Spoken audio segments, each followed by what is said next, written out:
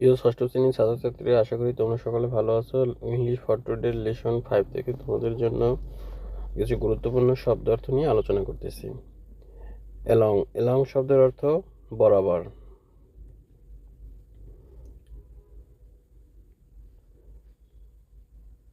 Appropriate অর্থ সঠিক। Believe অর্থ বিশ্বাস করা। চুজ অর্থ পছন্দ করা।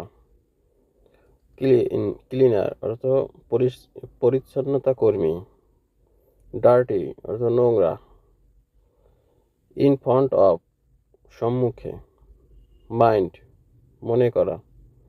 অকুপেশন অর্থ পেশা।